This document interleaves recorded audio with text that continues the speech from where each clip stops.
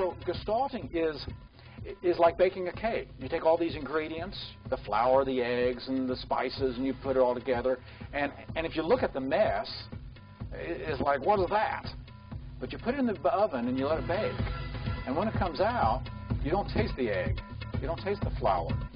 You may have a little taste of some of the spices, but it's more than the sum of the parts.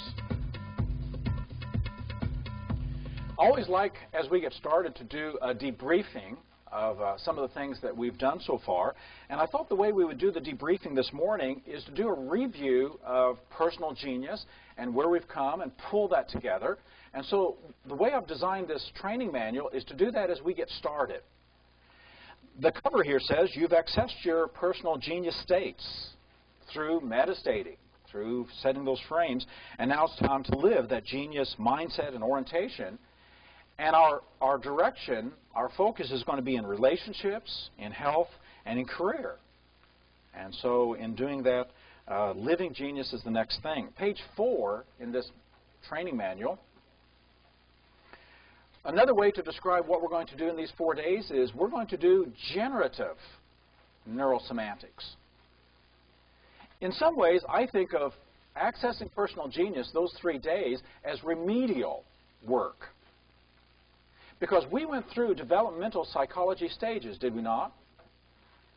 To reclaim our powers. To be able to say, mine, my mind, my emotions, my heart, my speech, my being. We went through that developmental stage so that we can now own our powers again and have the right to be and the right to act. We went through the developmental stages of acceptance and appreciation and all of our sense of self. And our ability to say no and to say yes. And to have fun. We went through developmental stages to clear the path and to get reoriented. And so in that way, the first 3 days is remedial metastating.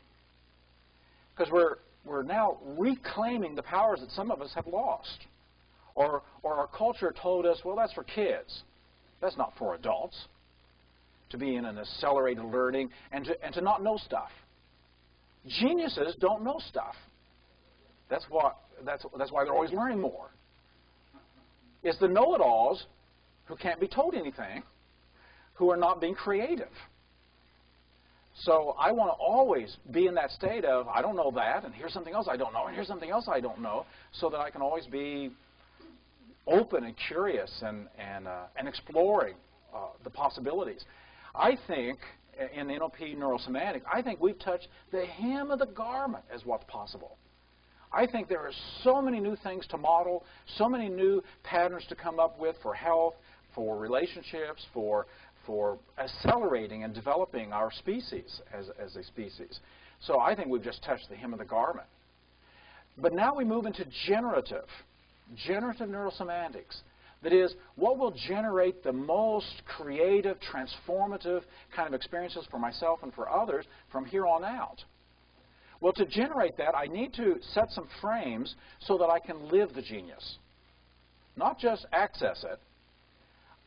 Accessing it is one thing, but if you can't maintain it, if you can't sustain it, then it'll come and go, and then dragons come back up, and you have to go through dragon slaying again, and dealing with problems. But what if we sustain it, and we just give ourselves absolute permission just to keep on growing, keep on learning, keep on finding new and wonderful things and creating, and have that sense of trust and that sense of I don't have to prove anything, but I get to explore everything. That's what living genius is about. So on page 4 at the very top, generative neurosemantics, that's how I'm thinking about that is generative, as we now generate it in a generative way into relationships, into career, into business, into creativity of different sorts, into love, and in being able to handle anything life throws at us. So the theme of today, the very first day, is when life hurts. When life hurts. Because even though you've accessed your best states, that doesn't mean things can't happen. Things do happen. Things will happen. There will be challenges that we'll have to deal with. And so today I want to deal with 4 states. I want to deal with proactivity, which is a Gestalt metastate, proactivity, Otherwise, we're just reactive. Proactivity is knowing that things will happen, but I'm ready. Bring it on. kind of Neo inside the Matrix. You know, that once we've mastered our matrix and we have the power matrix and the self matrix and the other matrix and the meaning matrix, we're ready to take things on. So proactivity, responsibility 2-4, optimism, and then resilience. So those will be the 4 patterns we're going to cover today. And those patterns are for the fact of being able to handle whatever life throws at us in a generative way. Tomorrow we go to relationships, when people are irritating. Today is when life hurts. Tomorrow is when you have to deal with difficult people and irritating people, and how to be in the best kind of metastating process so you can handle them. Diffusing hotheads, forgiving, being big-hearted, being in a place where their irritability, their grumpiness is not going to control your state. The day after that, it'll be on business and career and wealth building, and it'll be on how to add value and receive value in all forms of wealth and financial well-being, so that we can be smart, intelligent business people and successful in our careers, so that we can move to financial independence. Because if in accessing our personal genius, we're still financially dependent and living just hand to mouth, paycheck to paycheck, and we don't have the financial independence to do what we want to do. So one of my goals for myself and for everybody is to run your own brain, so that then you can run your brain about money and about contribution and about value and how you add value and how to think about value, so that when you get up in the morning, you can do what you want to do. Now, up till then, you may have to work for somebody, and then you can just change your attitude about that and have fun doing that, which is part of the secret of wealth building. Because when you're adding value, you're going to become more valuable. If you want to raise, just go into that work with the attitude, if this was my business, how would I make it better? And you go into that business every single day with that attitude, how can I add? How can I contribute? How can I add value? How can I let the people I'm working with, the people I'm working for, the people I'm interacting with, how can I make their day wonderful? And then when you want to raise, you will be so indispensable to that business that it'll be, of course, just don't leave. And what a different attitude.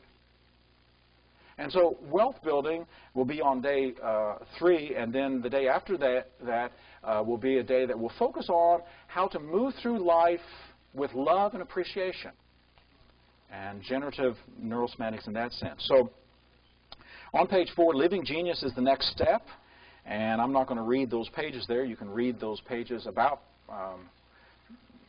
what we're going to do and the theme of it. I do want to focus on page 6 on metastates. Metastates 101. Now you know what metastates are. These are the upper states of your mind. These are states about states. The second bullet point, we never just think. Life would be so easy if we just thought. But we think about our thinking. Then we think about that thinking of our thinking. And so it's that reflexivity that we have to deal with. And so the layeredness, the third bullet point is we layer state upon state, thought upon thought. And we get a richly textured state. And what happens out of that, not only are we building up frame upon frame and creating this embeddedness, but we're creating psychologics. And that's one of the bullet points about halfway through, where the bullet point starts off. It's not logical in a linear or external way, but it's psychological. For those of you who have been here throughout our process, you have experienced a lot of psychologics. What is this thought, feeling, experience, memory, anticipation? What is this experience?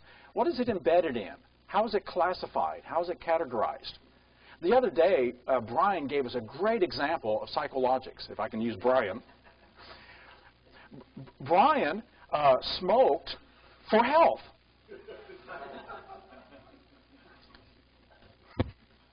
It got connected.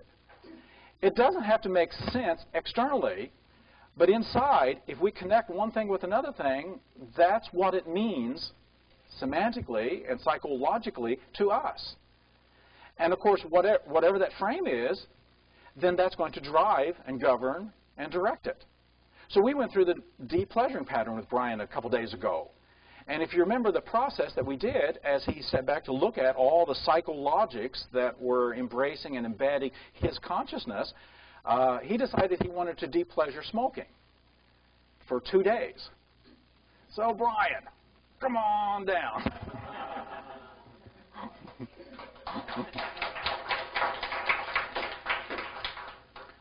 So give us a report. Okay. It was a breeze because I didn't get grumpy. I didn't get ratty. And, you know, which is what I've always done before. And it was very simple. The 2 days just went like clockwork. Okay. This morning, when I sort of woke up in that half-conscious state, the first thing I did was grab a pack of cigarettes and light a cigarette. And I was about halfway through it, and I thought, hang on a minute, I'm not supposed to be doing this now. But I'd done the 2 days, and the brain just went straight back and said, okay. So the 2 days were not difficult? No. Withdrawals? No withdrawals. No withdrawals? No grumpiness? I mean, I wasn't grumpy, was I? Speak now, or forever. But after the 2 days, yeah, then something switched. Yeah. Okay. I mean, it was just like I'd done the time. You know, Okay. and it was almost unconscious because literally I was, you know how, well, I don't always wake up 100%. You know, I sort of have that little period when I'm coming to, and I just did what I'd always done before. Okay. Grab a cigarette and had a cigarette. So how do you feel about that? I wonder about. I mean, one of the questions I had yesterday was about time. When I'm in when I'm in the state, I don't seem, I don't seem to be able to time that state so that I come out of it. Yeah, obviously my clock works perfectly well because then on 2 days, that. So I wonder about the whole process of that, but I don't want to smoke. Okay. So what do you think and feel about what happened this morning? You like that? Don't like that? No, I don't like the fact. Okay. I almost feel as though I wasn't controlling myself, and you know, old programs that I thought we'd just put away popped straight back out and were running my actions rather than me running my actions. At this point, would you like to extend what you experienced for 2 days, just extend it and make that your program from now on? I would like to make it a permanent program. Okay, okay. Let's test it in this way. Go inside and give yourself permission just to release and give up smoking, just to release it from one of your programs, and just notice if that settles well.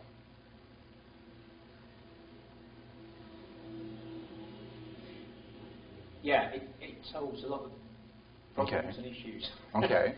What resource do you have a sense of, in the back of your mind, what resource do you need to be able to say no to that in such a way that it pushes it out and it's no longer an option? I think the main thing I need to do is give myself permission to say it's okay not to smoke. Okay. Because this thing about smoking for health is quite strong, and so I have to give myself permission to say, yeah, it's okay, that's what you did believe, but it was wrong-founded. And the same about being grown up. The psychologics of smoking for health, is that psychologic structure still there? Does it seem like sometimes to smoke is for health? Yeah, something else happened which is a bit interesting. Yesterday my breathing wasn't terribly good, this morning after I had the cigarette, my breathing was fine. So there's like a program running there that says that to clear your lungs, you have to smoke. You have to smoke. Okay. As you hear yourself say that, as you hear yourself say that, what do you think? Feel? Yeah, that's kind of dumb. There is a rationale there, which I'm aware of, which is your lungs have got hairs inside them, and of course, if you're smoking, they get tarred down and they can't do their job, so they don't irritate. Okay. Yeah. So when you stop smoking, they start to sort of try and stand up again. Okay. So you can get some discomfort from that. But that's all it is. What it is it's just starting discomfort. the regeneration process. So I hear two resources that may be real useful. One is permission to feel that discomfort for a while. Yeah. That as the hairs are trying to stand up, you have permission for that to happen, and you know what that is. Yeah. And the other is breathing deeply. Yes. And maybe adding that as a skill and as a competency and as a capacity to practice breathing deeply until that becomes a natural thing. You don't need anything else to assist in doing that. Yeah. Yeah. That would be okay. So those two resources, can you easily access those two? Permission to feel uncomfortable in the process of doing something new. Yeah. And giving yourself permission and maybe a reminder to breathe. Yes. I know it sounds funny, but I sometimes have to remind myself to breathe anyway. Because sometimes when I get really engrossed in something, I will forget to breathe. Okay. It does get my attention fairly quickly.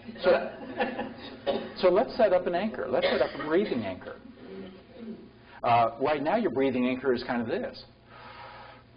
And I guess you could use this virtually, do virtual smoking for a while, or you could have some other kind of anchor, and it may be just every time you lift your head,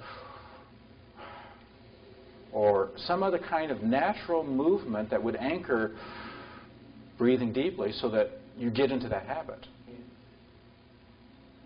Okay. Yeah, moving the head would be a good one because I never sit still. So. Okay. Do you need to say no to smoking anymore? The other day we did saying no to it, and it's just that. No, I mean, the really funny thing is I'm still quite resolute that I don't want to smoke. Okay. So what we need to do is just change that time element now from the 2 days to this is the way it's going to be. Yeah. So go inside to the part of your mind that makes decisions, that executive part, and is it willing to take full and complete responsibility to make deep breathing your way of life, and health and fitness in that way your way of life, and not to choose smoking as the way to get there?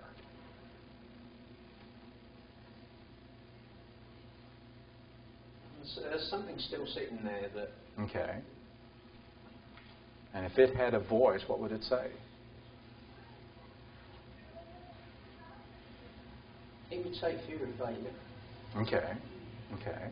So what resource do you need to be able to handle the fear of failure?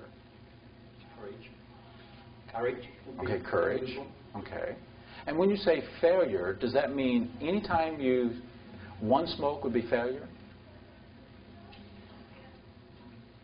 Yeah, well... Or do you have, as you think about your pathway, can you recover very quickly if... Okay. Having been a smoker for an awful lot of years, I'm an expert at giving up.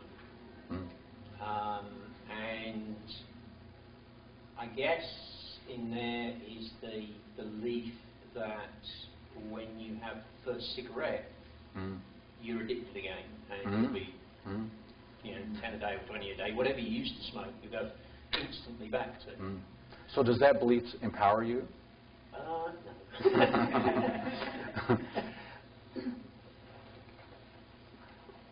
Do you need to say no to that belief and no and yes to a different? What would be a more empowering and enhancing belief about if I had one? the same thing as I have in general about failures feedback, and there are times and circumstances when things will catch you off guard, and you know, that doesn't destroy everything. So you already have that. Yeah. Okay. Yeah. Is there anything preventing you from taking that awareness, that failure is just feedback, and it's already going there. to bring it and apply it to this? Yeah. Yeah, that's interesting, because I've always beaten myself up before. Okay. Really beaten myself So up. another resource would be just being kinder and gentler with yourself. Accepting that sometimes something catches you off guard, but that's just caught off guard. It doesn't mean I'm one and I'm addicted again. Yeah. It just means I was caught off guard. Yeah. It doesn't mean it habituates. Okay. Yeah. So how does that feel? That feels a big relief. Actually. Okay. Well, there's all sorts of things going on now.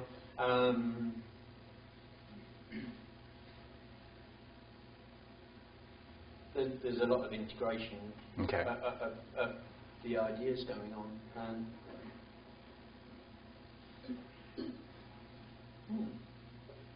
How compelling is the idea of becoming a non-smoker and not using that as a means for what you've used it for? But the interesting thing is that I now realise that what I used it for is actually all negative. Yeah. Things have changed since I started smoking. Yeah, it was a long time ago. We're living in a different world. People react differently to smokers, and it suddenly dawned on me that I'm actually missing out on a lot of things now, being a smoker. Okay. And are you going to put up with that? No. Okay. So you're grown up enough now to not smoke. Nice refrain. Yes. Okay. Yeah. Okay.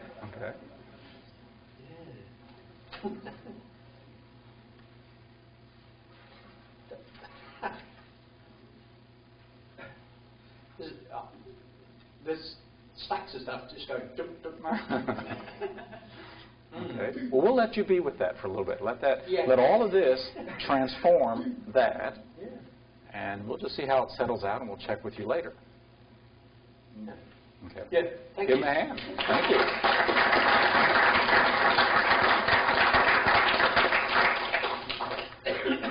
This provides us really a way into what I want to speak about in the next couple of days, and that is gestalting. Gestalting or texturing. So there's two patterns that's in the front of your book. Page 13 is texturing, and then in a minute we'll look at gestalting on page 16. But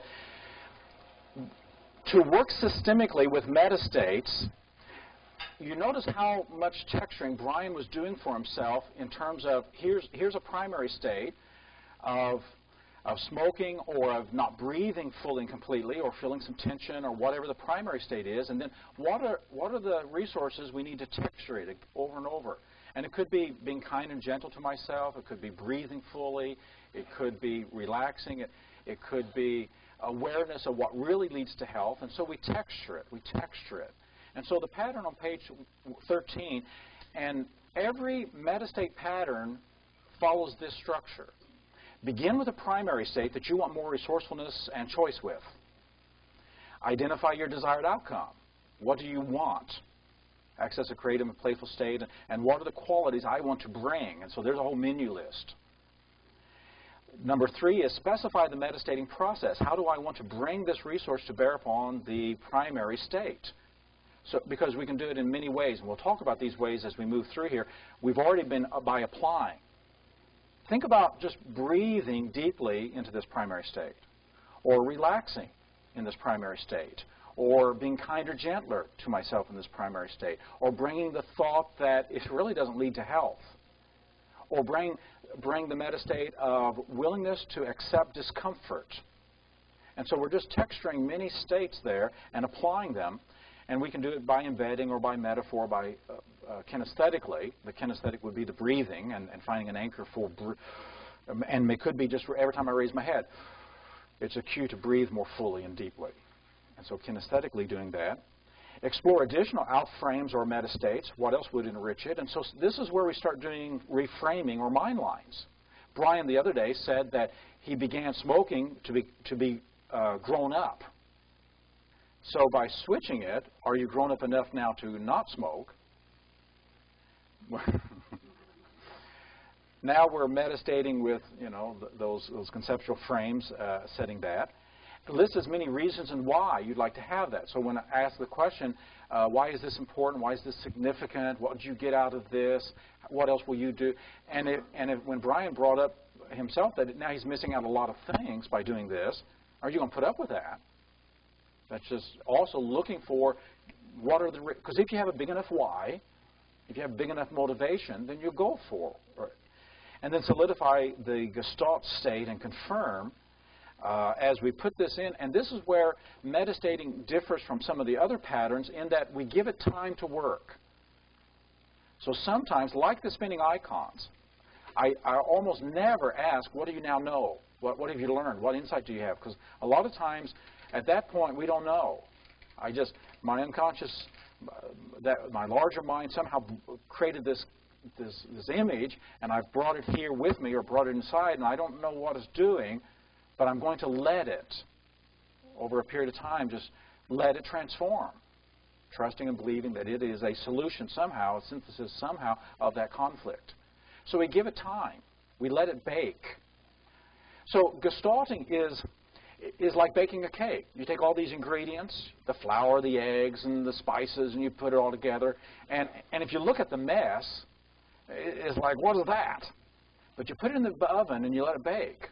And when it comes out, you don't taste the egg. You don't taste the flour.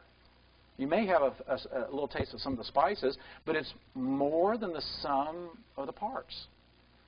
And so we're going to be adding all these ingredients and then letting it bake. Letting it bake. And how we let it bake is by giving ourselves a chance to be with it. And just notice how it transforms things. It's kind of like, a Gestalt is kind of like you take two poisons, sodium and chloride, and you put them together and you get table salt. That table salt is more than the sum of the parts. Something more is there than just the individual parts. And so that's what we mean by putting it together and letting it bake. On page 16, Gestalting meta levels, and this plays off on the 5 A's of metastating. And this is where there are states that humans have not experienced yet that we can create, that we just haven't even created yet. Because all we need to do is just get some elements and components and start putting them together. What would you need to make up a rich and a vibrant state of some given Gestalt state? What are the elements of optimism? We'll cover that today. What are the elements of seeing opportunities? We'll do that on the 3rd day from now. What are the elements of courage or resilience? We'll do resilience today. What are the elements? We'll access and amplify each element and just keep applying and applying and embedding it. How much do you feel that? How much do you need to juice that up? Are you drooling yet? Because like Richard Bandler says, if you're not drooling, it's not compelling enough. We want to see the drool. I want that. And then apply it to that primary state, and then appropriate it out. Appropriate it out is how we bake it. Let me imagine taking this to my relationships. Let me imagine taking this to my work. Let me imagine taking this to meeting new people or making phone calls. Or let me appropriate it out, and that's how we bake it. We start being with it for a bit. Install it by then, that empowering decision. Are you ready to say yes to this? What do you have to say no to in order to say yes? So what we're going to do for 4 days now is texturing and gestalting. And systemically working with our states, not just simple states of confidence or relaxation, but layered states of resilience and optimism and seeing opportunities and being uninsultable, and these richer, more complex states. And so we're going to go through 4 states every single day in the next these 4 days, and this will be the process we'll do over and over and over again. And of course, once you have that sense, then what new mixtures and Gestalt states that are yet to be invented And I hope that some of you in this room will be inventing some of these new ones. States that some particular persons happen to have upon and became geniuses in their field, or ones that no one has yet experienced. Because when we put it together, something more than the sum of the parts can emerge. And to me, that's exciting. That's exciting. So let's go to our groups. We'll spend 15 minutes in the groups, and when we come back, we will move right into proactivity.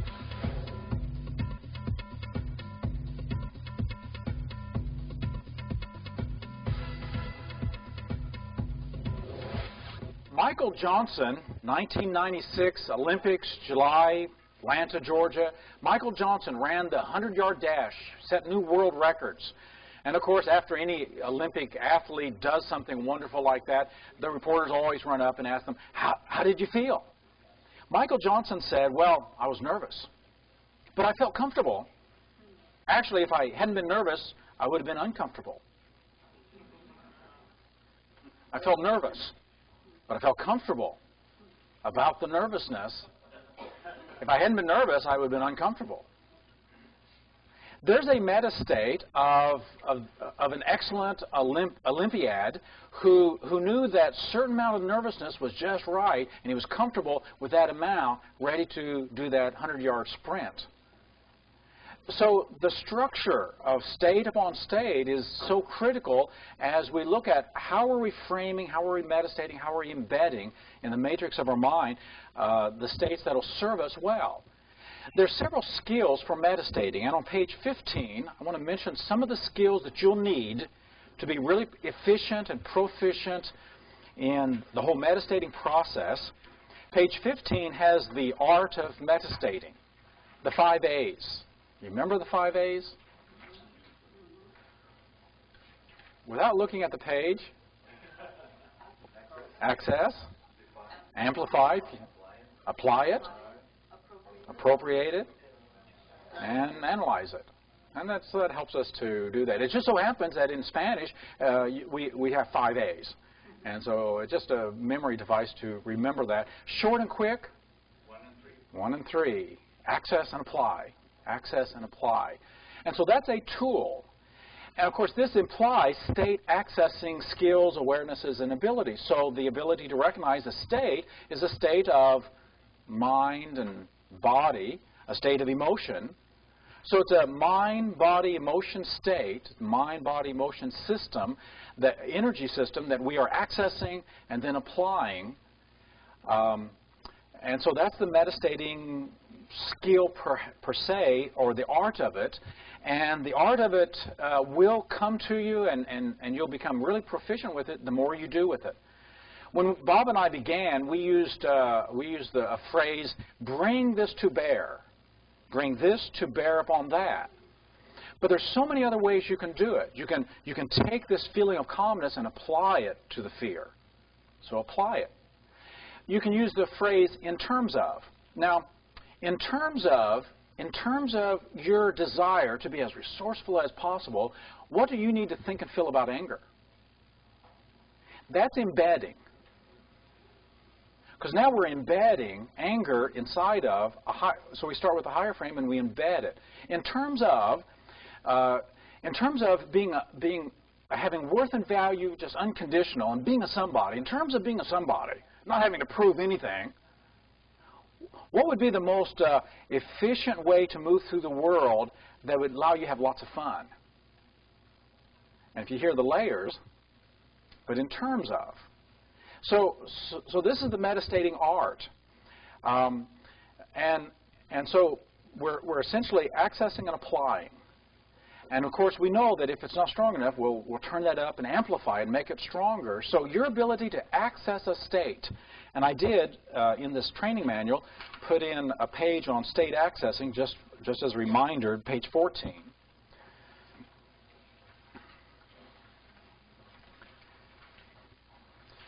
And this is NOP 101, state accessing. But of course, if you're going to work with somebody else and help them access a state, you need to be in a good state yourself. We've all had the experience of not being in the best states, trying to run a pattern, And so first we need to really put ourselves in the best state using all of our output channels. So when you're working with somebody, don't just read the words in a monotone, but use your tone and expression and gestures, and use all your output channels so that it helps the person to feel relaxed or feel confident or feel stronger than they've ever felt before. And so when you use all your output, it helps them. Of course, you have to go there first. And that's the nice thing about it, and if you have the ability to shift and do that and be playful, and I don't know how playful you want to be inside your mind, but so using all your output channels so that you sound like, look like, feel like what you're talking about. Using a menu list. Oftentimes I'll do this, and I've got many menu lists in the book under different kind of things, because that'll help to access. Because when we say, think about a time, or what would it be like if a person is going, think about a time, and then you say, you know, it can be as simple as a sunset. Have you ever just watched a sunset and just melted in appreciation and amazement? Or holding a newborn baby. So we run through a menu list just real quick, inviting them. Does that work for you? What would work for you? And it's just priming the pump, as it were, using a menu list of just some possible things that can help.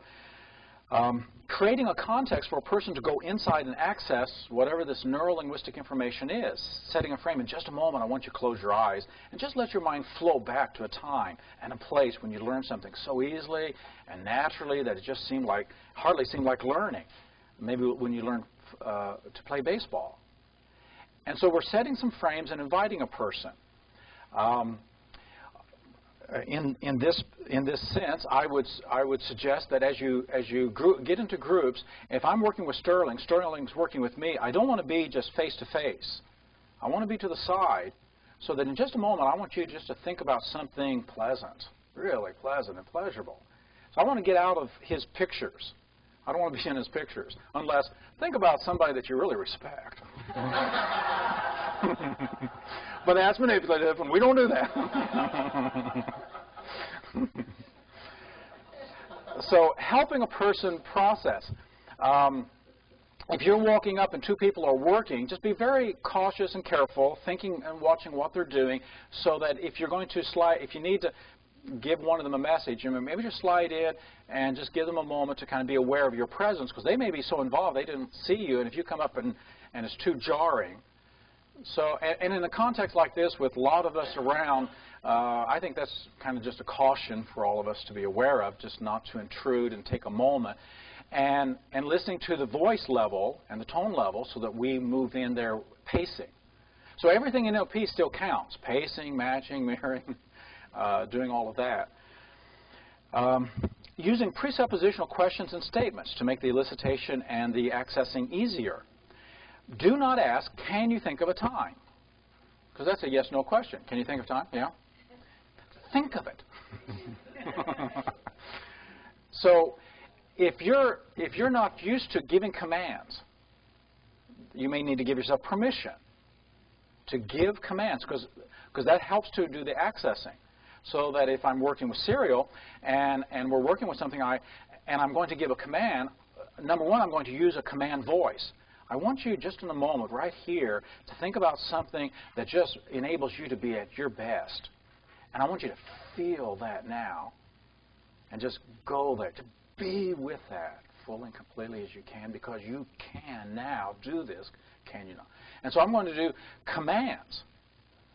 But I'm not in a telling mode. And if you still have that finger that does that, just do the meta no to that. Say, hell no. And if you have to stick it in your pocket for a while to control that hand, because that does not help. President Clinton for many years did that. For about 3 years he did that. Then he did this. I did not have sex with that woman. Well, that's a little bit better, but not much better.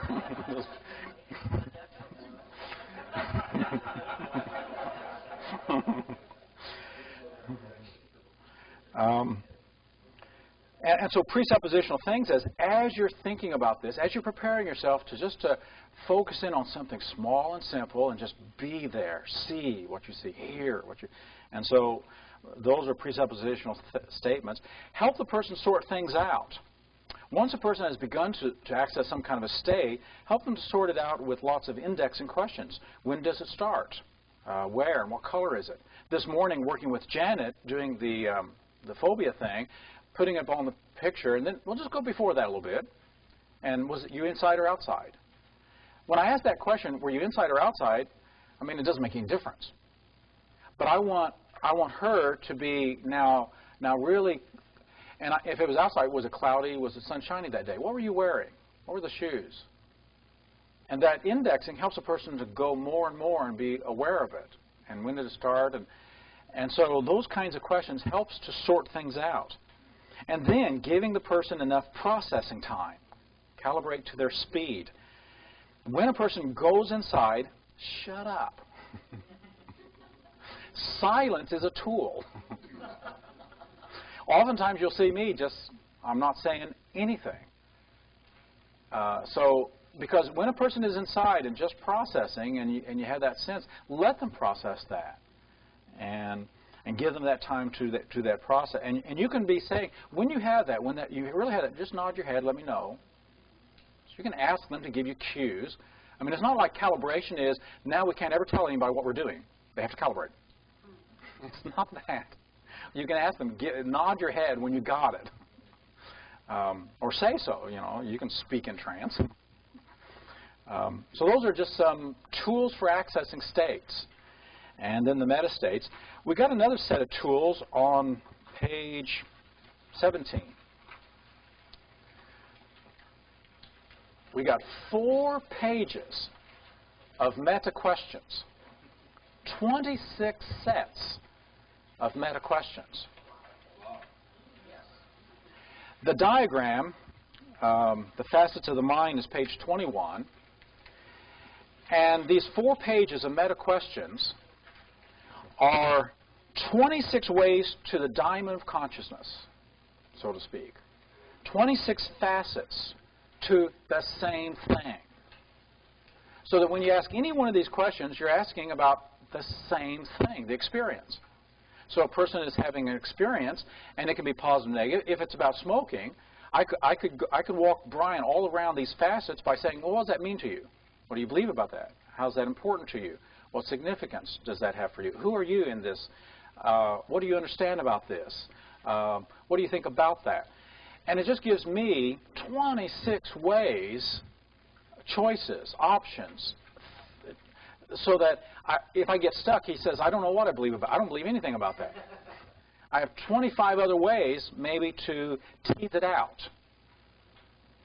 And this is where these are just words, and they give us questions, and you can see we've got sets of questions for each one of the 26. So I don't know how many questions there are there, but many, many questions that allow us to play with it.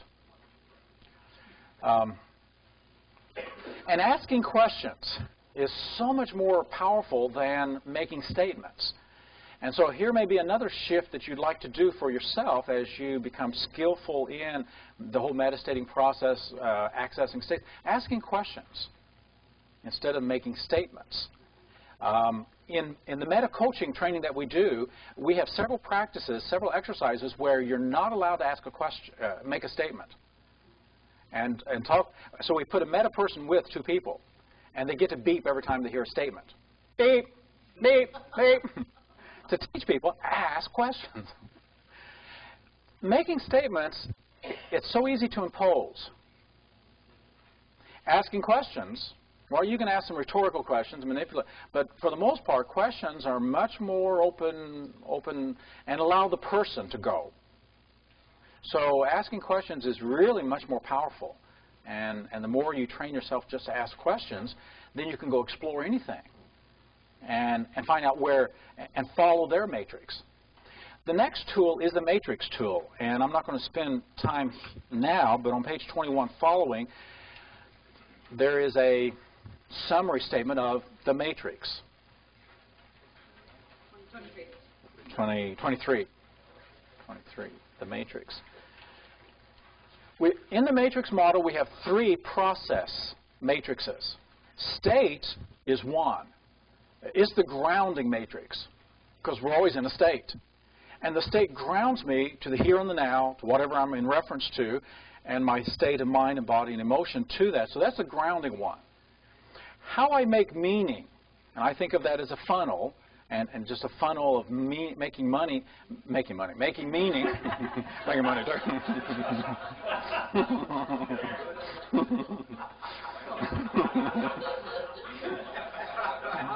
That's fine. That's fine. Of course.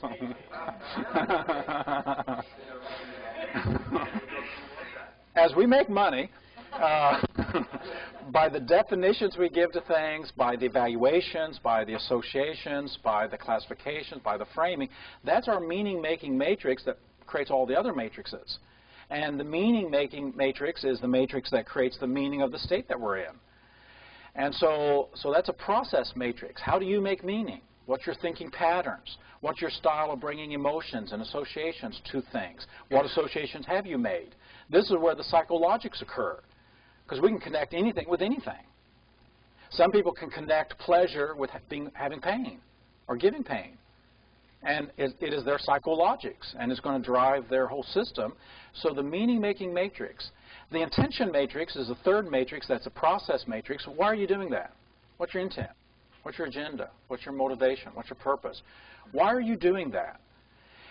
So that every single experience, there's a state, there's meaning, there's intention. And so those are the 3 process matrices. Out of that, we create 5 content matrices, and this content we carry with us. I always carry with me the content of what I've made and mapped so far about myself. Am I okay or not okay? Do I deserve to be, or do I have to prove? Am I unconditionally having value, or it's conditional? How have I defined myself? So all my self matrix is something I just carry with me, and it's like a meta program. It's like lenses, and I see the world through my sense of self. And if my mapping is not well formed, and my mapping is always asking questions of, am I okay? How many like me now? Then it becomes a major filter. But if I've well mapped it, if I mapped it very well and I'm okay with it, then it's just in the back of my mind, I'm okay. It's out of the way. But it's still there. It's always there. Unless I get in my genius state, and then it goes away. Yeah. So it's my sense of my personality structure. Well, it's my sense of self. Now, the whole matrix is our personality, how we do ourselves. Since personality is what we do, not what we are.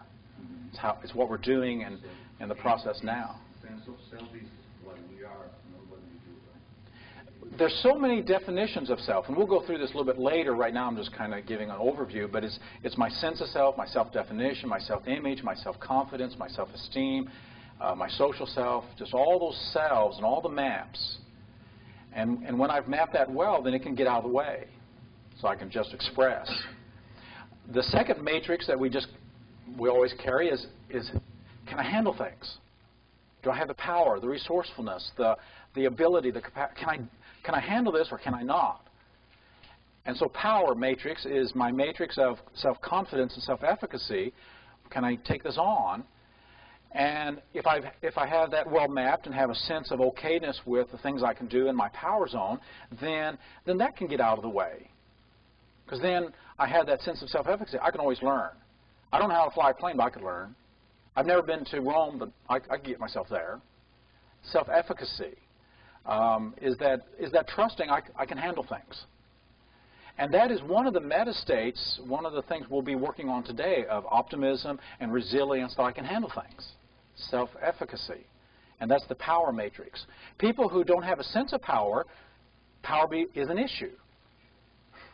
It's one of those counterintuitive, paradoxical things. That it's the person who doesn't have a good, solid sense of self and power who always has to be in control. Because they can't let it go. It's one of the paradoxes. It's the person who has a good, well-formed ego strength, who whose the ego's out of the way. This is the paradox of these 5 content matrices. Another matrix we always carry with us is time. It's one of the early things that we start discerning between what's happening now, what has happened, what will happen, and we have our timelines, and so we carry time with us. And some people live in the past. Some people are so much in the present they don't have any future. Some people are always living off in the future.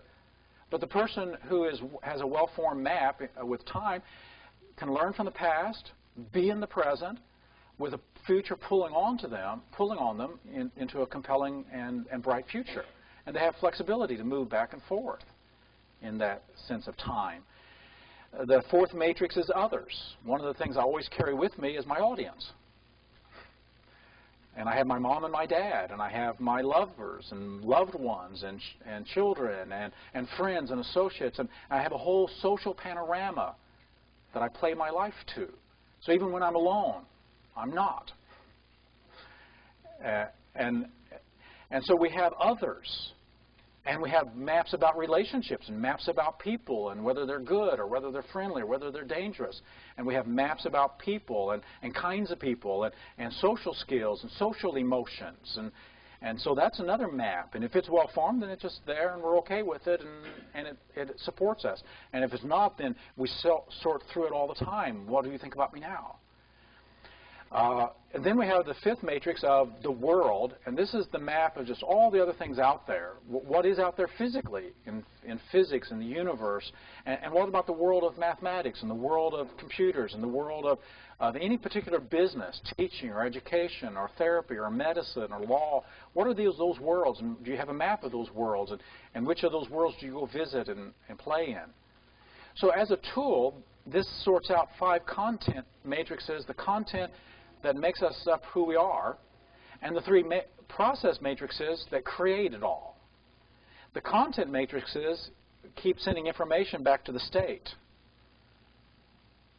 and keeps putting us into different kinds of states, and the matrix flashes on and off as it gets activated.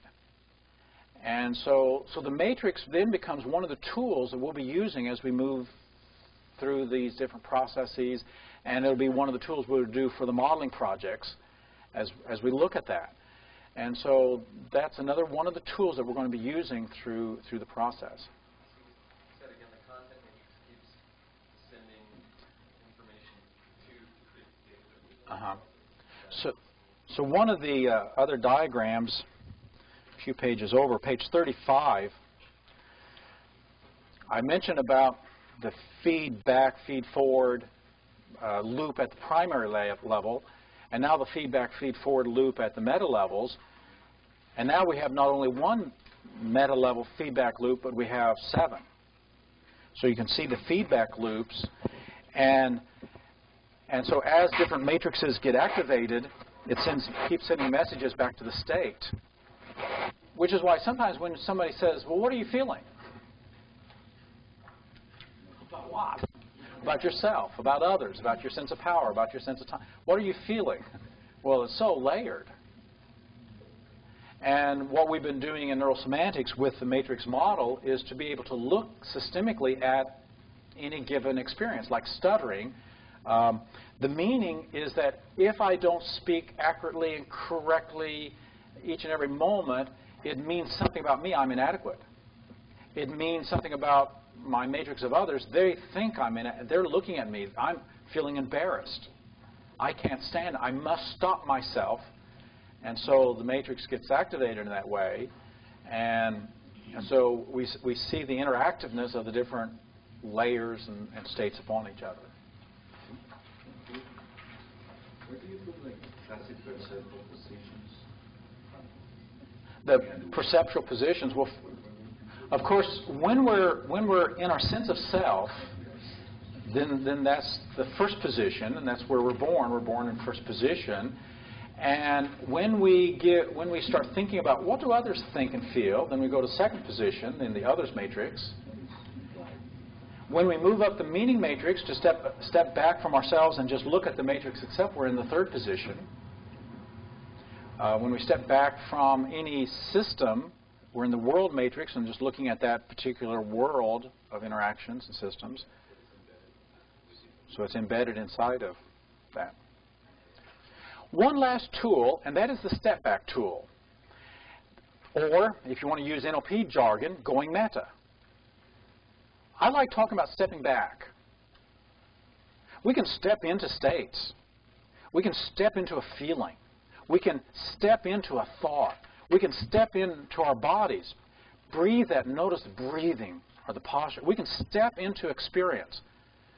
And we have the ability to step back. Step back from that emotion. What do you think and feel about that?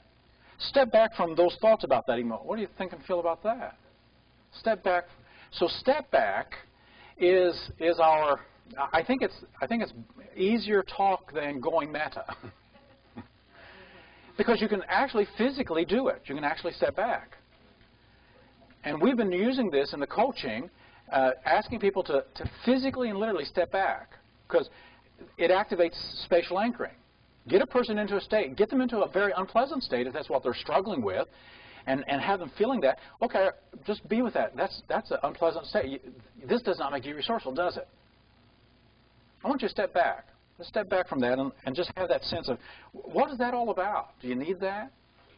And it's like we're stepping out of the kind of space and place and thinking that created that and the step back. So the step back is a tool that we'll be using, and kinesthetically, as simple as that is, it can be very profound by just asking a person to physically step back. So we'll be using that as a tool as well. Well, the first pattern I want to focus on is on page 36.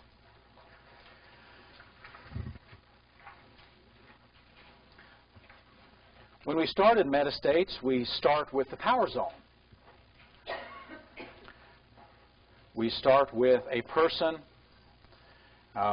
in a state responding to whatever they're responding in the world, and we access the four basic responses that we all can make. Mind, body, which comes out as our feelings and our emotions, and then our two responses of speech and behavior. And as we access this and own it, we create that power zone. When we create the power zone, we can make this a circle of excellence into a sphere of excellence, into an energy field that becomes a power bubble. There's a fellow in England, Andrew Circum, who has written a book called Power Bubbles. And it'll be published in a couple next year, I think. Power bubbles. So we have our power bubbles. Now, the power bubble is a special kind of a power bubble because it can only be burst from the inside. So imagine your power bubble that you've owned with your powers of speech and behavior and mind and emotion, and that energy field. It can only be popped from the inside. And we start there because as we own our powers, now we can take initiative and do things. And so this begins the whole process of proactivity, that ability to take initiation and to respond rather than react. And proactivity, as a Gestalt metastate, is using our conscious mind to transcend the unconscious fight-flight responses. Proactivity means thinking and feeling, valuing and choosing prior to taking action so that we can think about our responses. And in proactivity, we're accessing higher thoughts to be more mindful in our primary states of threat or overload or stress. Does anybody ever get stressed here? Have overload, threat, danger? That's where this state is good for.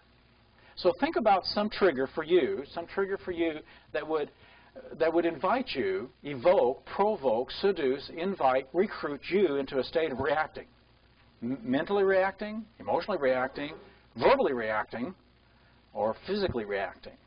Reactiveness is part of our innate nature. We react when we're threatened or have overload.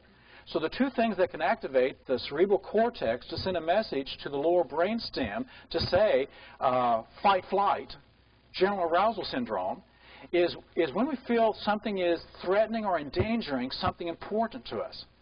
Now, it's built and designed for physical threat. But if our reputation is threatened, if our financial livelihood is threatened, if our sense of self is threatened, if being disrespected by the way someone uses tone threatens, then we go into fight, flight, and we're reactive. Of course, when that happens, then blood is withdrawn from brain and stomach, sent to the larger muscle groups, and it's only 3 hours later we know what we could have said. So fight, flight is natural, and I want to welcome and accept and appreciate the fact that I have fight, flight, or general arousal. But when this but I also want to be able to rise above and not let everything push my buttons. Because if everything is just pushing my buttons, and especially things I don't need all this energy for, I really just need to think and to speak with clarity and presence of mind. But the other thing that can do it, not only threat, but overload. Too much. Because when the brain gets that message of, I've got to do this, I've got to do this, I've got to do that, and we get to a threshold, that stress threshold will have the same effect. We'll go into fight, flight.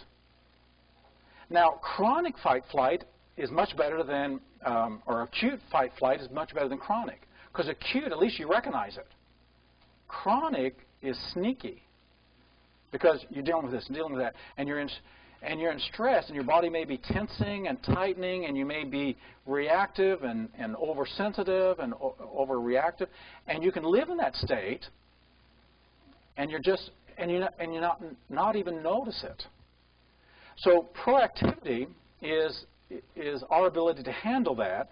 So the first step here is accessing a triggering primary state. What threats, upsets, disappointments, stress overloads trigger you to react?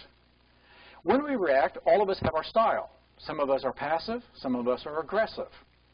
Seems to be kind of a neurological wiring. Either we go at it, get our dukes up, or we're just out of here, or we just freeze. So that's the fight, freeze response. And so when does the dragon reactivity rise in you?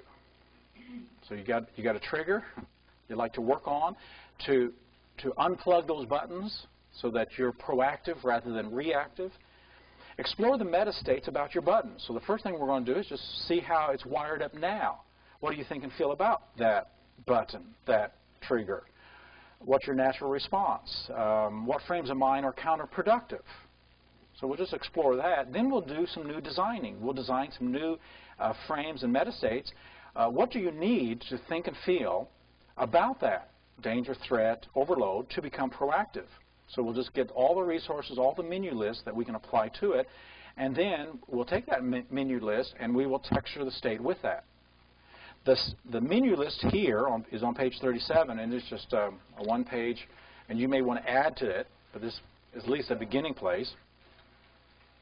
From choice, from acknowledgement of the power zone, to a sense of freedom. I can always choose how I think and feel between the stimulus and response. Using the talk of proactivity, compelling outcome, implementation, just all that menu list. Who would like to unplug some buttons? Right? Okay.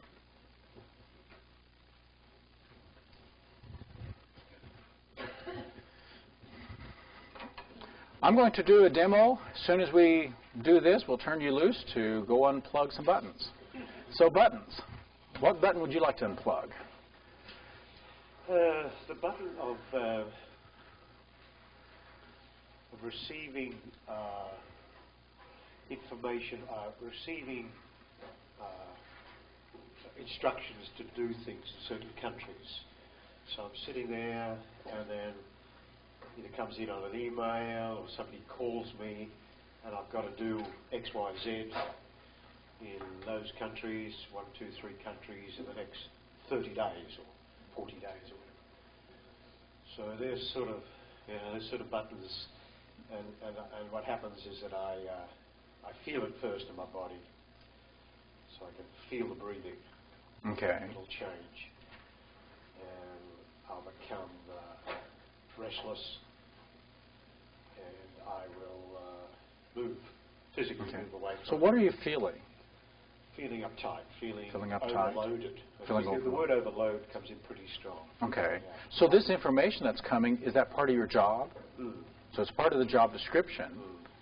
And yet it's like it's too much. At times it can be like, whoa, this is too much, yeah. Okay. And your first response is like, is that, and just want to move away from it. What does it mean to you? What does it mean to you that they're asking you to do this or that in various countries? I suppose the first meaning is, hey, don't you recognize that I've got some planning to do? This is going to take me some time. So perhaps I put meaning around them not understanding where I'm at. I suppose that's the first thing that comes into my mind. Okay. Yeah. So they're not understanding me. And who's they? They being other managers or countries or people. Okay. Yeah. Is it the way it's presented? Not necessarily the way it's presented, no. So it's not the fact that they say, go and do this. No, not as such. It's just somehow I have a way of thinking, oh, this is overload. This is going to take an enormous amount of time or energy or doing to get it done on time. When that comes in, where would you say your stress level is? The energy you use to just deal with everyday things, and here's something else that comes in. Are you already up to kind of the top of how much energy and time you have to devote to what you do?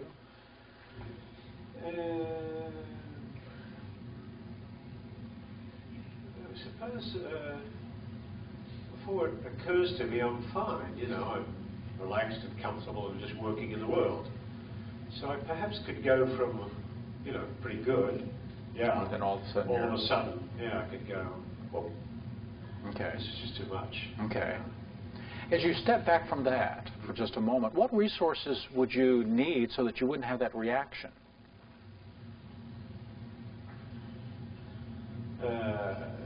The understanding that I've done it all before.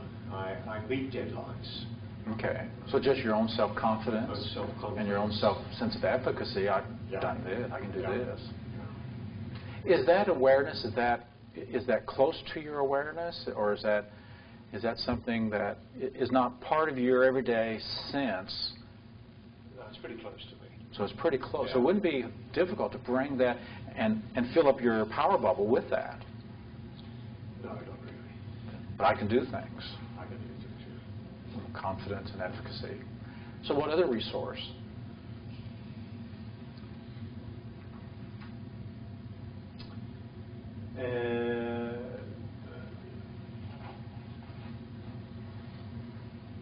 That I can go find whatever I need to go find. Okay. Again, that's part of done it before. Even though it might be a new challenge, I could, I have this ability to be able to go find something else that's needed to bring to that. You have that ability. I have that ability. No, is there any question about that? Little question at times, but again, I've done it before, so it always works out. So you got referent experiences. I've got referent experience. So, so you can do that. Okay.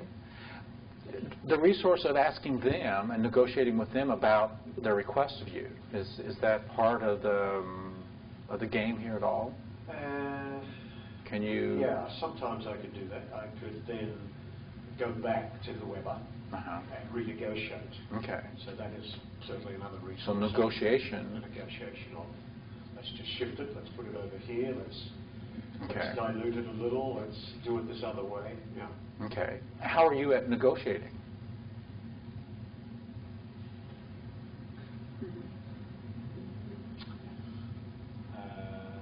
Good, and sometimes not as good as I'd like to be. Okay. What would take it to the next level? What would take you to the next level of negotiating? To learn more about negotiating. Okay. And would that be bringing things up, or talking things through, or just just talking things through. Okay. Just being calm and rational, and talking things through, and presenting my case, and listening to the other side. So listening to the other side, talking things through, staying calm. You have access to those states and skills? Sure. Okay, so you get those. So we've listed a lot of different resources. Just imagine taking that whole menu list of those resources of remember I can do these things, and I got these references, and I can go find out, and I can stay calm. I can talk through things. I can listen. When you bring all of that, and just because these are your responses of your thinking and feeling, speaking, and behaving, when you fill up that power bubble with all of that, is that enough?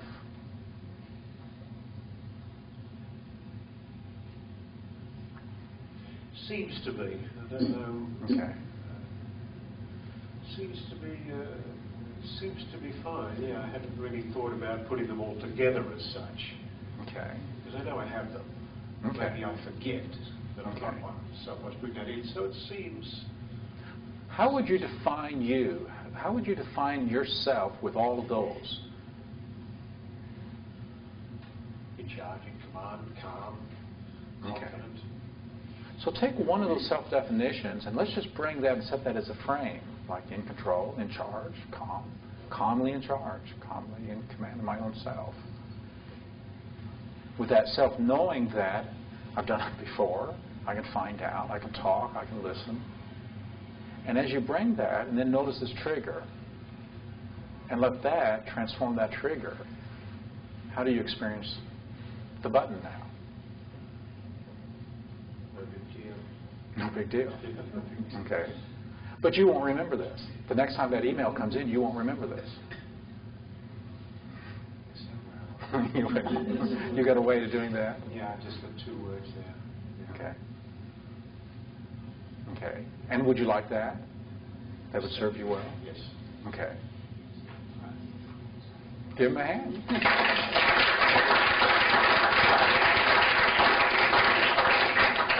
Questions on how to do it? Yeah, I noticed that when you asked your question, you didn't actually have to read everything. You just got to the major points and directly to it. Mm-hmm. Like you don't have to follow a Right. set pattern. It's just the idea of getting to each point. Yeah. Yeah. So now the time has come to not feel like you have to follow the pattern step by step. Follow it step by step if you're not knowing where to go with it, but if you have a sense of where to go with it, then just go with that. Because this is where the art form now starts to kick in. And we start with the basics of accessing states and finding that structure to find out how it does work, and then redesigning it for something else. Any other questions on how to do it? Do you have to each of the 7 matrices, or you just hit the one that really matters? The one that really matters.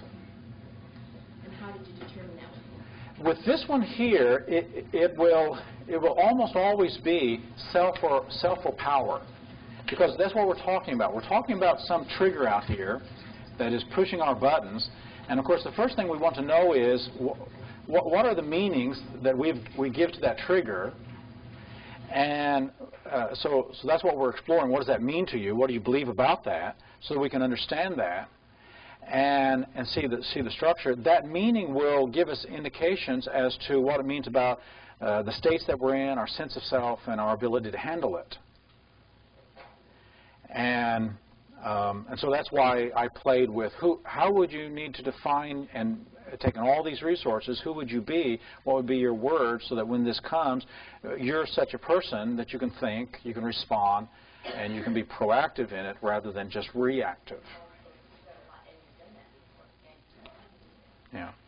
So asking the question, what are the resources, you're really tapping into the power matrix, and then who would you need to be, you're tapping into the self matrix. By implication, we want to have more choice and control. And of course, it all is grounded in the state matrix. And so we're just playing with those few. And the 4 steps is, what does it mean to you? Or what is the button? What does it mean to you? What resource would you like to have? What meanings would you like to give to it? What frames of mind would you want? So the new meanings, and then just gathering those in there and applying it to it. so as to unplug buttons. What if, with Ray, when you ask him what resources you have, he says, well, I've got them, I know I can do them. What if you run up to someone and says, well, I know the resources I need, but I don't think I have them? Okay, I don't think I have the resources that I think I need for that. I would then ask, well, let's name them off. Let's just name them off. What are the resources? And now, knowing state accessing, has there ever been a time you had a little bit of that? You access, amplify, and then add that to the power bubble, and just, in that sense, it is, the structure is very simple. So that accessing, amplifying, and applying is the heart of everything we're doing. And this, oftentimes we feel so overwhelmed, I can't handle this. Well, what would be one resource that would help to, it may not solve it, but it'd help a little bit. So you get that one, amplify that. What would be another thing to help a little bit? And what we're doing is just getting that menu list and that recipe of those little resources, and as we amplify them, fill up that power bubble. We start with the power bubble. We start with the sense of, it's my brain, it's my heart, it's my emotions, it's my speech, my behavior, it's mine. And now, what are the resources that, when I fill this up, I have enough presence of mind to respond to this. Anyway, what meaning have I given to it? Because I gave it the meaning. So. Regarding the anchoring,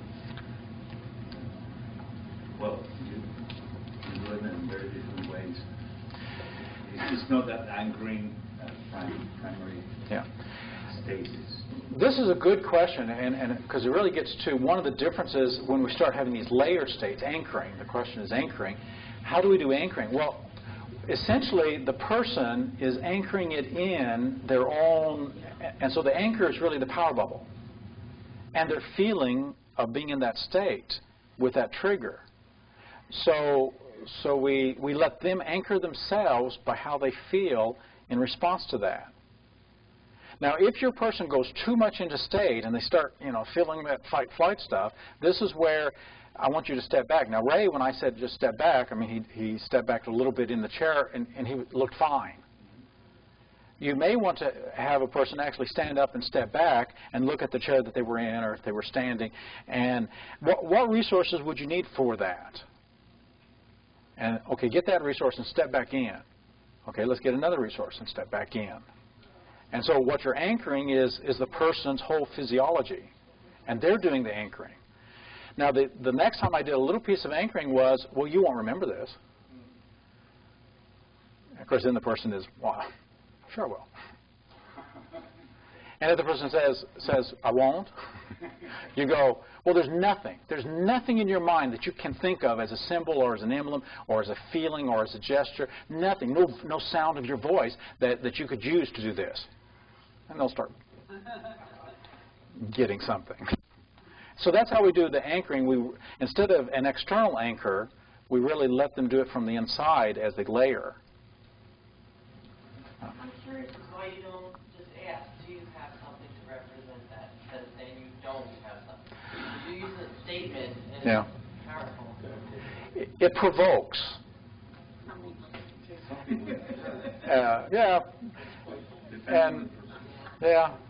And so I like doing that. I like a person on the inside fighting for what they want, because if they fight for it, then there's some energy there.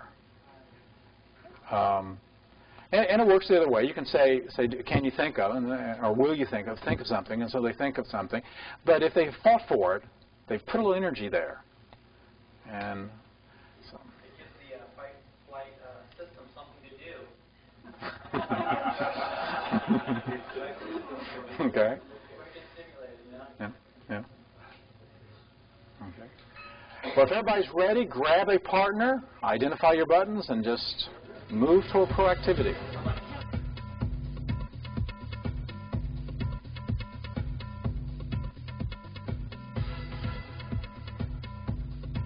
And do some debriefing and find out how that went. I know for us, Michael, in our group, one of the things that happened, I've shared it with maybe 2 other people, has to do with Mark's convincer strategy, he's going to have to go out into the world and play with this before he knows. So we made a contract that I would check with him over the next 4 days. Oh. He's going to play with this. Good. So that was a big part that he had to go out. It wasn't enough just to know it here. I've got to go out into the world and experience myself in a different way. Okay. And so you set up an accountability structure to monitor that. Yeah. Okay. Excellent. Yeah, what is it that, let me ask you a question on that. What is it that where I can do things and I'm sure that that's what I'm going to do come Monday, the diet's going to start, or this is the way it's going to be, and it's there, and then come Monday, then where would that lie? Speak up a little bit. I'm thinking the Monday morning diet. On the weekend, you read the book, you say that's it. Monday morning, you have it set in your head, you're totally convinced you're going to do it, then Monday comes. And I'm wondering where that would lie. Would that be a dragon state? Would that be an excuse blowout? Or it's just not strong enough and set strong enough. It seems to me that that's where the appropriating it into the future, into the context of life, and being with it and repeating it until it becomes your frame of mind. Once it's your frame of mind, then you've got it. So the question is, in that event, what frame of mind would you want when that trigger goes off? And so we start setting it, and same thing with what Brian talked about, was dealing with this morning. When we have a frame that if I slip a little bit, I'm just right back on track, and it doesn't mean anything permanent, but it just means a little slip. It's just feedback. It's just more refinement. And I'm willing to practice with it and play with it and experiment with it until it takes. So part of the frame of mind is that frame of mind that I'm not expecting it to be absolute in an absolute sense at first, but I'm willing for it to grow and develop. Tom has asked me to pass this around when we speak, so it's on, so you don't have to turn it on and off. And this will pick it up on the... What I continue to find very valuable in all the exercises we do, and it even happened today, was the person I was working with started off with one thing that he wanted to work on, but it really wasn't what he wanted to work on. Okay. It so changed. We start with one thing and go to another. It changed, and it went to the really thing that he wanted to work on, and I built frame upon frame upon frame. Okay. Yeah. Okay. And then we got somebody back here who raised their hand. I just wanted to add that in like getting over smoking myself or various other behaviors that I've like left behind, that the biggest leverage point has been just that of having permission to not have it perfect the first time, but to like realize that I'm in a process that I'm committed to, and that's what that ties in with what you're saying about the having the vision in mind, and the goals you may or may not make, but the vision drives the overall propulsion, and then you get there. And I think that's the key to getting anywhere or getting over anything. Okay, good. Yeah, that it's in process. Other experiences with proactivity and rewiring some of these buttons, these semantic buttons and reactions that we have? Well, we start here. This is real foundational, real basic, so that the events and actions in the world, we can stay in control of our thinking and feeling, even when the natural state of reactivity, a fight, flight, freeze reactivity occurs, that we can take that moment, we can give it new meanings. The reason it is a semantic reaction for us is we have given it too much meaning. And now we're going to give it a different meaning. So, and also giving meanings to ourselves about our ability to handle it and the kind of person we are in being able to handle it, and even setting that intention. So in that sense, we do have most of the matrix with even this model that is the meanings we give to the trigger that empower the trigger. And as we change the meanings, then the triggers have less semantic power to affect us. And the meanings we give about ourselves and our resources and that state that we're in able to handle that and be able to trigger that state and go there or to let that just be our way of being in the world. We're in that state of just being proactive. I'm not going to give my power away. I'm not going to give my power away to these triggers, these buttons.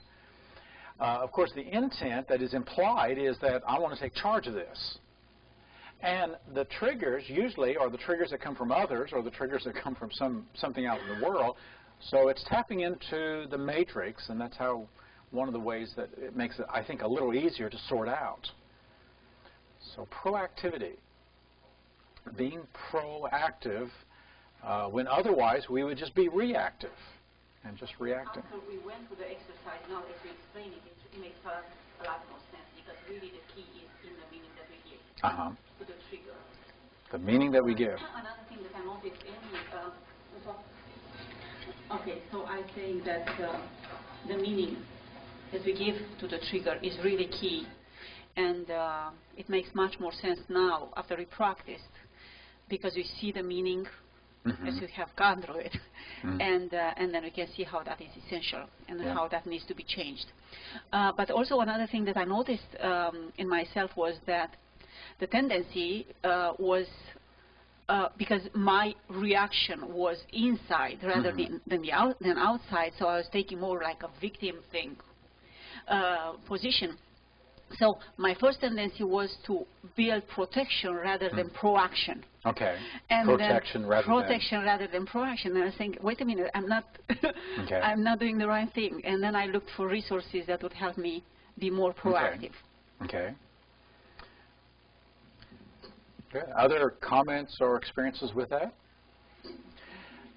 The next pattern is going to build upon this and just take it the next step and really play off what Elena had just said, and that is the pattern of responsibility for and versus to, and cutting that distinction, that line between what I'm responsible for and who and what I'm responsible to, and making that distinction. This is on the next page. This is page 38. Metastating responsibility 2-4. We've already done the for. I'm responsible for. I have the response power for my thinking, my feeling, my speaking, my behaving. So we've already done for. I'm responsible for. And the distinction here is a very simple one, but it is a profound one, and I would say that most people don't have it. And that is we keep the for right there and make a declaration, I'm not responsible for anything else beyond this power zone. Now, there may be some meanings that we're going to have to do some reframing around, even in saying that, but that'll be the main distinction. I'm responsible for my thinking, feeling, speaking, behaving, and that's a pretty full-time job. I don't know about you, but just responsible for my thoughts and my feelings and my speech, my behavior. So I'm not responsible for your thinking or your feelings or your speech or your behavior. I can be responsible to you. To is relationship. For is accountability. So that's the distinction that we're playing with, that to is what creates relationship. Responsible to. Who am I responsible to? And that's relationship. And for is accountability. Personal account. I'm accountable, responsible for what comes out from me, from speech and behavior, and thinking and feeling. I really can't make you responsible for what I think or feel, or say or do. And so this line, responsibility to for, I think is a line of sanity and a line of clarity that then allows our relationships to be clean. Without this line, if I think I'm responsible for how you feel, then I'll tend to try to get my greedy little hands in there to get you to feel the way I think you ought to feel. And of course, when that starts happening, then we got convoluted kinds of relationships, and it can lead to codependency, because I can't feel good until I make you feel good. Because your bad feelings makes me feel bad. Then, really, I'm not respecting your right to feel bad. And you also give up your power zone. and then I'm giving up my power because I'm not. So this is the irony. Then I become irresponsible because I'm giving up my power to manage my own mind and emotions because I'm worried about yours. Now, concern for someone else's feelings is appropriate and useful when I'm responsible to you. So responsible to is that I'm concerned about your feelings. Can I do something? And I ask permission. And so it's not that we aren't concerned or don't have empathy or compassion and we care about, but I'm not responsible for. So this is a distinction and a clarity, I think, that starts to make it more clear between ourselves. So even with our children, even when they're born, how can we be responsible for what they think? We can be responsible for what we say and do to them, inviting them to think and to feel and creating the environment. And especially when they start developing awareness and consciousness, and especially during teenage years, they're responsible for what they think and feel. At first, we take control over their actions. And maybe their speech. You're not going to talk that way here. But we release them and release them and release them until we really give them permission. It's your brain. It's your emotions. What kind of relationship can we have so that I can be supportive and nurturing and caring? And you know I'm there for you and listening. But I'm not responsible for. You have the right to feel whatever you feel. You have the right to think whatever you think and have your opinions. You have the right to your voice. You have the right to your behaviors. And only you can manage and control them. So responsibility 2.4 is that distinction that helps us to sort that out. This is page 38. And, of course, we start with the power bubble, the power zone, and then make that distinction. I am responsible for my thinking, feeling, speaking, behaving. I'll own it fully and completely. And now I can move into negotiation. You can't negotiate unless you draw that line. When you know that draw that line, you can start negotiating. How do you want me to talk to you? How do you want me to behave? What do you want to count on? What do you want to receive from me in terms of my response to you? What do you want? And here's what I would want from you. Do we have an arrangement? Do we have a deal? Does that fit for both of us? Does that bring out the best in all of us in that relationship, in that relating in that way? So we can step into this experience fully and feel it and gesture it. Now, once again, we come back to gesturing. That is making that distinction that I'm responsible for and to, but not for. And so gesturing it, I think, helps to get into the muscles and to be there. Then maybe inventing some awesome or memorable expressions. Here's some of the ones I like. If it doesn't come out of my mind or my mouth or my heart or my body, it's not mine. Which then helps me to be free from the opinions of others. There was a book many years ago, and the title was, Your Opinion of Me is None of My Business. And if I can really integrate that as a principle, your opinion of me is really none of my business.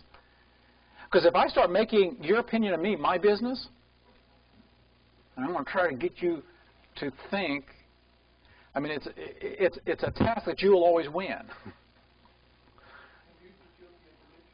And then I'd be guilty of trying to manipulate this. But if it doesn't come out of my mind or my heart or my mouth or my behaviors, how could it be mine? So this seems to move us to that uninsultability state. Because if I'm really convinced that if you think I'm a bastard, then and I'm okay, and I give you permission and honor the fact that you can think anything and feel anything you want, because you're you, then I can just say, in what way do you think I'm a bastard? Specifically, today. I think there's a very practical example that all of you might have experienced of this 2 and 4. And maybe the most interesting aspect of it is, as a person who's presenting information, and someone gets up and walks out while you're speaking, do you remember the sensations that you have initially? Now, are you responsible to that person or for that person? That's right. Okay. They have a power zone. You have to be able to respect their power zone as much as you respect your own. So I was really struggling with this about a year ago and went and talked to Michael about it, and he said, have you ever been to a museum? I'm like, yeah. He said, well, have you ever been to a museum where someone was presenting information? They were telling you about the author and about the times and what was going on? And I said, yeah. And he said, well, do you remember what they looked like? And I went, no. He said, well, maybe what you ought to keep in your mind is you're just passing on information.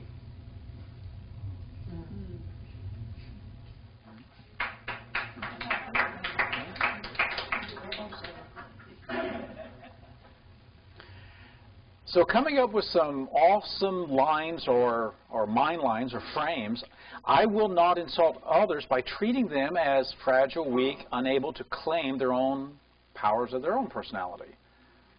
Because really it's very insulting if I take responsibility for how you think, because I'm really not honoring you. And so I won't insult them by treating them as fragile. I have a full-time job being responsible for myself. Or I refuse to act in a codependent way by thinking that I need to rescue others. Or I'll only invite others to contract with me for assistance. I refuse to be seduced into fixing them or cramming it down their throats. I don't need to rescue anyone. Whatever works for you, and you may want to start with one of those and then rework it and find your own words, something that enables you to release others so that they can be responsible for their own selves. And in that way, then we can believe in their powers and their ability to rise up and to do that. Applying it to training, I took this out of our training manual, but you can apply it to anything. Let's apply it to training, as Jim just mentioned, if you're presenting, or apply it in any context. So now if I'm responsible for and to, then let me apply that to my business, to my work, to my relationships, so that I apply this very concept and have that sense of responsibility for and to, and make that distinction. Who would like to do this as a pattern? Who may struggle with that, really being clear what you're responsible for, what you're responsible to? Okay, Magnus? So I'd like you to imagine your power bubble, because you have a sense of your powers, powers of your mind, powers of your emotion, powers of your speech and behavior, and just imagine that being a sphere all around you. An energy sphere. Okay. So that when you're in there, and it's your thoughts, and it's your emotions and heart, and your voice, and your actions and behaviors and gestures. And so just be there and notice what that's like. And using the words, I'm responsible for. Okay, I'm responsible for. Okay, so notice how that feels. Because once again, we're really saying mine. Mine. Okay. Yeah. Is it? And do you feel that sense that it's mine? Absolutely. Okay. Yeah. So as you step in there and just notice that, I can offer you ideas and thoughts, but what you do with them is, it's mine. Can I make you think anything? No. Okay. So as you make that distinction, and how do you know that? How do you know I can't make you, but I'm only inviting you? How do I know that? Yeah. So you may put that in words, or you may just know that inside. Just have that sense of, here's words coming out from me. Are you responsible for what I say to you? No. How do you know that? Maybe you are responsible for what I say to you. I don't think so. Okay. So just notice how you make that distinction. And for me, it helps with this bubble to almost imagine that sphere around you so that I'm always on the outside. There's times when you can open the bubble and let me in a little bit. Right. But that's your choice, too. Yeah, I almost imagine like a membrane that depending is almost like a cell, lets in certain things. Okay. And puts out certain things, but it has like a membrane and protective. Notice what happens if I say, I think you're stupid. So do you keep that out? Yeah. Is there any temptation to bring that in? Some, yeah, sure. Okay. But not in this context. But if, like, when you said that, I almost imagine like somebody that I care about what they think about me. Okay. Yeah, there has been definitely temptation or times when I have taken something like that in. Okay. Yeah. And so that's that distinction between responsibility for, responsibility to, so that anybody you're in relationship with and are responding to them, and they respond to you, we do tend to open up the ego boundaries, as it were, this power bubble, so that there's that flow of information, contact, responses back and forth, and the sense, the feeling, I'm responsible for me, I'm responsible to them. Well, it's almost like I can choose whether to let that in or not. Is a distinction of like that it doesn't have to come in. Okay. But I can like I can either have my bubble around or take it down if I want, and like allow myself to feel whatever I do happen to feel in response to whatever anybody. Do you have full permission to not be responsible for others? Yes. Okay, so when you say I give myself permission to not be responsible for them, I give myself permission to not be responsible for others. That feels okay, that settles okay. Yeah. No, I like it. Okay. Definitely. Okay. Yeah. So take this now, however you're representing it, however you're feeling it, however you're making that distinction inside, and imagine going out into your future with especially friends, associates, loved ones, people you do care about, people you work with, especially as you respond to them in helping, healing ways. And then notice if there's things or times, situations that might want to seduce you into feeling responsible for. An interesting distinction just came up. Like a feeling comes up, like that has been like what I've associated with being responsible for, and what I just did now was say, that's a feeling that I'm responsible for my feelings that I choose to have. But it's not intrinsically linked to what somebody else has happening or whatever I perceive somebody else going through or doing or saying. So how does that feel? Feels good. Okay. Yeah, to own my feeling and to embrace that it's my feeling. Okay. And then that's their behavior, their choices, or whatever their feelings are. How robust is this now? Pretty robust, very robust. Yeah. Okay. Probably 8. Okay, an 8. So take that robustness and just notice that, and notice who you become.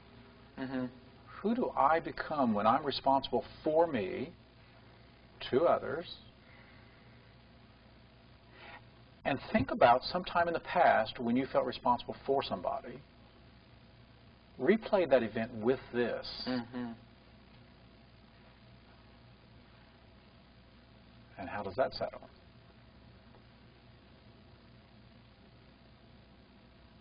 It's not exactly comfortable, but it works. Okay. Yeah. Okay. It's not extremely uncomfortable, but this, Okay. Yeah. And that being uncomfortable is okay. Yeah, I can be responsible for my discomfort. So notice how this transforms that old memory. Yeah. But if you had had this fully and completely as robust as you have it now, it would have played out totally differently. Okay. Absolutely. And are you aligned with that? Yes. Okay. That would be more beneficial to you and to them in the long run? Absolutely. Okay. Yeah. Okay. What can you do to keep this? You don't need to answer out loud particularly. What do you need to do to keep this, to remember this when you really need this? Is there anything you can do to remember this, to have this? There's probably nothing you can do to remember this.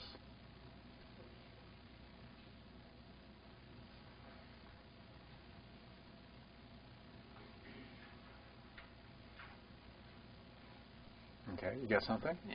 Okay, you like that? Yeah, it works. Okay. Okay, good. Give him a hand. Thank you, Michael. Thank you. So very quickly, we just want to move over to this one and just layer this on top of what we've done with proactivity so that we start with proactive with our own powers and now making this distinction that I think helps for sanity and clarity and cleanness of relationship.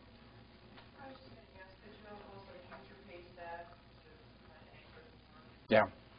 So we could have done a lot more of that.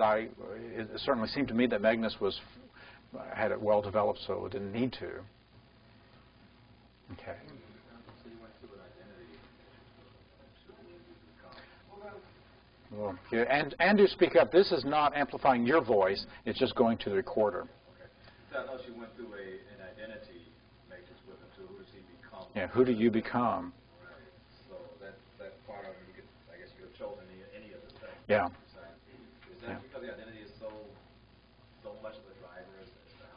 Yeah. So this is where the matrix model, the content matrix model, becomes useful.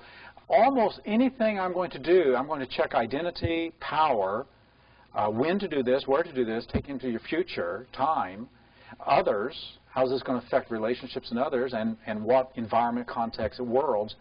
So that's where those five matrices are just, we just take them everywhere, and as we keep mapping more good things into them, so that's where the matrix model becomes both an analysis thing and an intervention. And it's easy to remember. Those five. Self, which is identity and identification, power, resources, time, then others, then the world, different contexts. Well, those are the five content ones. That's what I wanted. And then intentionality is the process one, which is presupposed in all of these exercises in that I want to become more resourceful. I want to unplug these buttons. I want to be cleaner in the way I relate. And so that's the intention. So what meanings do I need to give so that I can have that higher intention? And then what's staked?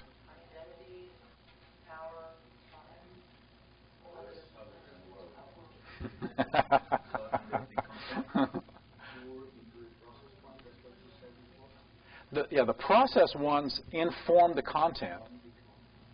And, of course, then it also goes back the other way. And I'm waiting for somebody to say, well, there's 8. But there's only 7 matrices.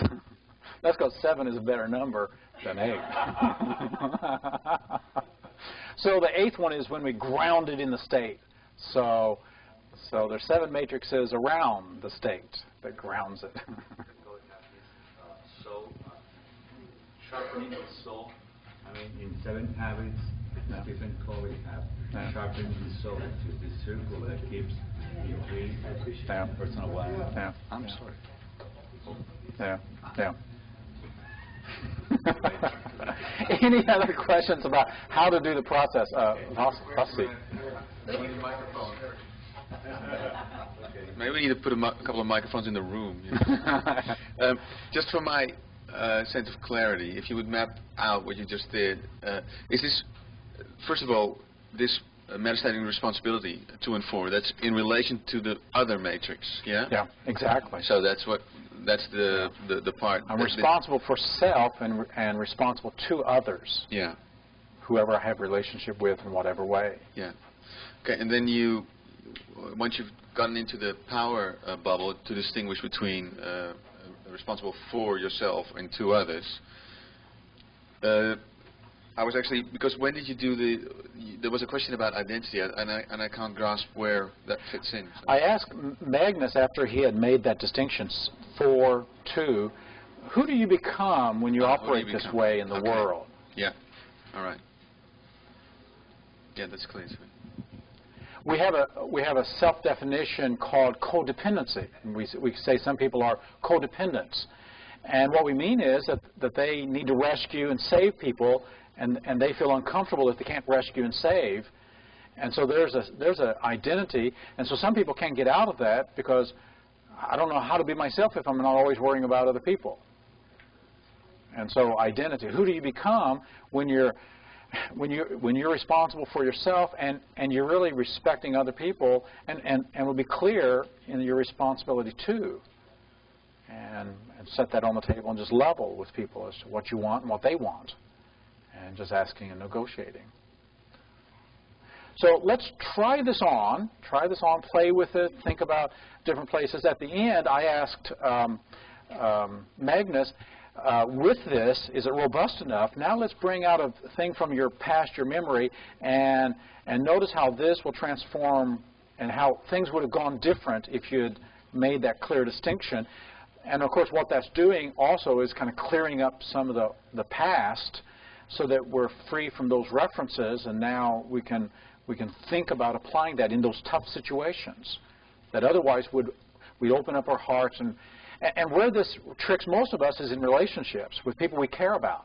That the more we care so much, in some sense, we can love too much, care too much, that we really haven't freed them up to be responsible for themselves. And so that's a good testing toward the end. 10 minutes each?